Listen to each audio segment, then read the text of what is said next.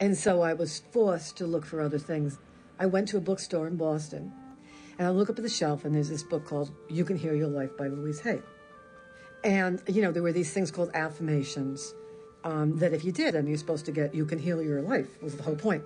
I did reps, just like you do in a gym. Instead of lifting barbells or whatever I lifted, I love myself just the way I am, 10 times. And after 3 months, I stopped falling asleep, and I was able to go to medical school, which was absolutely lovely. I myself had terrible migraine headaches. Once a month, twice a month, whatever. I'd been worked up in a Boston hospital, a week there with all kinds of testing. They never knew what it was. At the age of 19, I had to do this English paper, and like most migrainous personalities, I needed to know what it was they wanted of me, and I couldn't figure it out. When I came out of the library not knowing how to get an A in the course, I temporarily thought, maybe I should just throw myself in front of a car. It would be easier than this. I lived in an orphanage until I was 10, in a series of foster homes. The circumstances at that time were such that my father had walked out on his family, and I was born in a depression, and my mother was working as a candy girl in Detroit, on the east side of Detroit, earning $17 a week. And I can remember a girl named Martha came, and they were dropping her off for basically the same reasons that we were dropped off there. And they said, go find Wayne. And I came and I started talking to Martha, and she was crying and she was all upset and she was sad. And I was trying to convince her that she didn't have to be sad. I remember saying to her, this is a great place. There's no parents here. You can do pretty much anything that you want. I mean, you've got a lot of freedom, and we're going to have a great time. And all you have to do is change the way you think.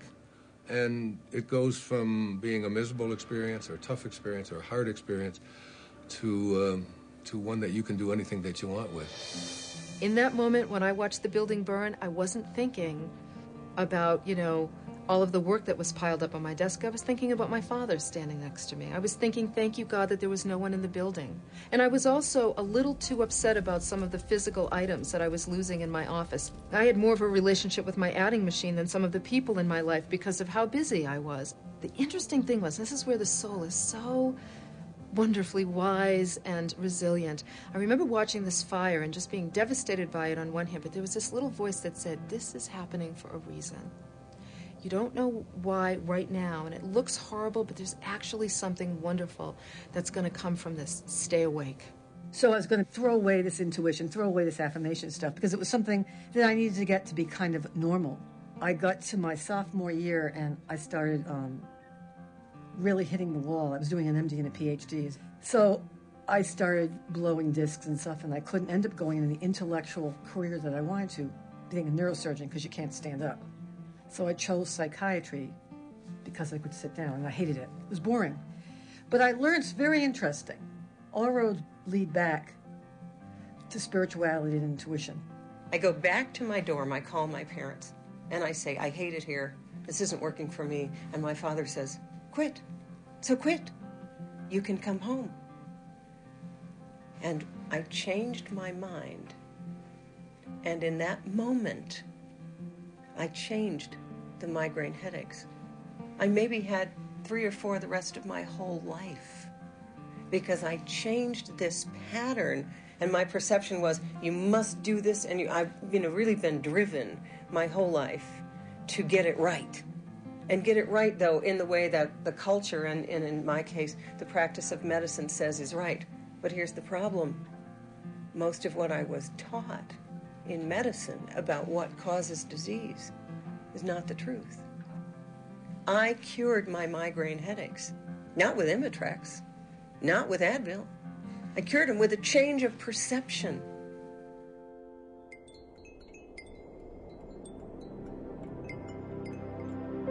Some people think that change has to be shocking, like diving into a cold pool.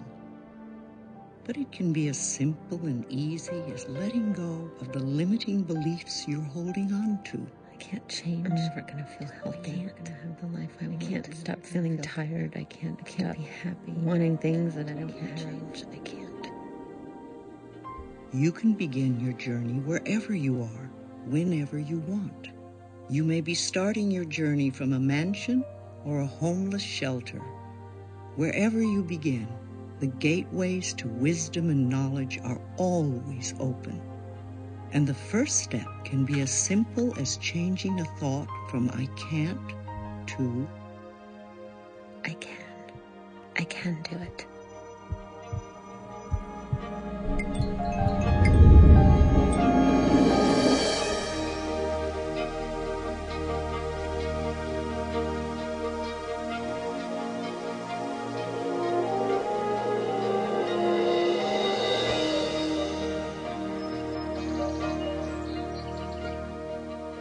When you get it, that you have so much more control over your life than you thought you did, or control over your experience of your life, if not the events of your life, there is this sense that is so playful and so joyous, and it begins with changing the way you think.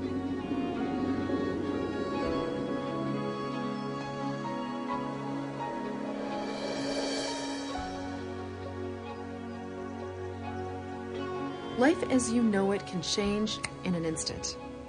Everything you call God can disappear before your eyes. And it's not until you have a crisis like that that you come face to face with what it is that really matters in the world. So it's a wonderful thing when you bump up against something that feels uncomfortable, because it's this opportunity to now feel the discomfort of it and work it into a place of greater comfort. That's how you get rid of those obstacles. That's how you let yourself flow in the way that you want to. Okay, I can do this.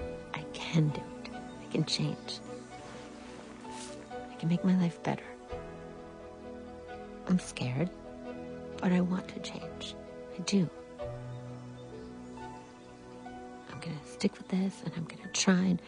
No, I am going to think more positive thoughts. Like, I am happy. I am happy. Oh, this is not going to be easy. The universe is not responding to your words, but your words are reflective of how you feel. And how you feel is reflective of the vibration that you're offering. And the vibration that you're offering does equal your point of attraction. So paying attention to what you say is a very powerful tool for understanding what your point of attraction is. It was on a tour of Australia, and it was one of the first conversations we ever had. And so I was trying to rush her around, and no one should rush Louise around. She is right time, right space, all in its good time type of person. And I said, Louise, let's do this and let's kill two birds with one stone. And Louise looked at me horrified and said, why would you want to kill two birds? She always walks a talk, and everyone around her seems to pick up on that. From that moment on, I really was careful in what I said. I stopped saying, I can't stand this, that person's a pain in the neck, or I'm hopeless. If you can really accept the fact that every time you think a thought and every time you speak a word, you are literally painting your future, whatever you want to call it, you are creating. And you're creating your own life. One of the gifts of affirmations, the using of affirmations over the years, it's allowed me to experience living in a state of abundance, living in a state of belief that all that I need will come to me when I need it, living in a state of recognition that all that really does matter is love. And it's because of using affirmations over the years, I find that I'm now more concerned with life as an energetic force, living in an energetic state of those affirmations instead of the actual words. To begin with, you start by what we call doing affirmations, and that is making positive statements about your life, and you do them deliberately. You might do them in the morning, you might do them at noon, you might do them at night, and as you start to do them, things will begin to change, maybe on a very small level. I call it getting the green lights in the parking places. The affirmations get you into that space where you are ready to recognise the healer that you need, recognise the teacher that you need, recognise the philosophy that will work best for you. Doing an affirmation is either writing it down, writing it on the wall or the mirror, or just saying it. My body now restores itself to its natural state of good health. I'm strong, fit, and vibrant all the time, every day. I'm in the flow of my work and play. My partner for life has arrived today, and wealth is here to stay. My income is constantly increasing. I'm infinite, I'm immortal, I'm universal. I'm infinite, I'm immortal, I'm universal. I do the work I love. I work with and for people I really like, and I'm earning good money. Now, you don't have to have a specific job, but under that banner, a lot of good could come into your life. I am passionate about life. I love myself. I am well. And then I bet you I said it 300 or 400 times a day to get over the fear of having cancer. And I believe that not only saying it, but actually believing it. The affirmations are just the starting point. That's like going, okay, here's where the goal is. What really gives those affirmations power is the emotion we put behind it. So what's interesting is you start out the journey going, okay, let me start here. Step 1 is what's the affirmation? Step 2 is, how can I generate the emotional power behind that affirmation? And a lot of that comes from taking actions to support that affirmation. That's how you begin to step into that state. And then as you step into that state and you take actions and you put the emotional power behind those affirmations, they begin to manifest themselves in your life. It's got to get anchored into not only your mind, but in your spirit, and you have to believe it. And when you're first doing it, it feels fake. It feels silly. But after a while, you start to realize, that's right. Yeah. What I like people to do is to stand in front of a mirror and do their affirmations. Because there's something very powerful about looking in your own eyes and accepting yourself, or noticing that you reject yourself when you're saying something positive about yourself. Driving to work, when I first read Louise, she said, that you should 20,000 times a day, or every time you have a negative thought, just, I love and approve of myself. Just replace it with that. For the longest time, I love and I couldn't think of the other word. It was like, why can't I remember such a simple word? It's like planting a seed in the ground. It's not necessarily true at the moment, but it is something you want to have be true. So you put the seed in, and you expect it to grow. You don't wait for 2 days and then dig in the earth and say, what's happening, what's happening? You expect that thing to grow because you know there's a law and a process. And the seed will grow if it is in the right soil and it has the right amount of moisture. And many people are finding out about how literal this language is in very interesting ways. I hear people say that they want a perfect relationship, or they want abundance in their lives. And they say it with an air as if they have just put that manifestation out there and they're going to get it pretty quickly. And then I see them a year later and it still hasn't happened. And a couple years later it still hasn't happened. The field is literal. The divine matrix is literal. So when you say, I want this to happen in my life, the field says, okay, and I'll let you want and want and want, because there's no outcome. It's an open-ended proposition. It is like a computer. If you have this gorgeous computer put in front of you and you don't know what to do with it, it's a piece of junk. But if you learn the language,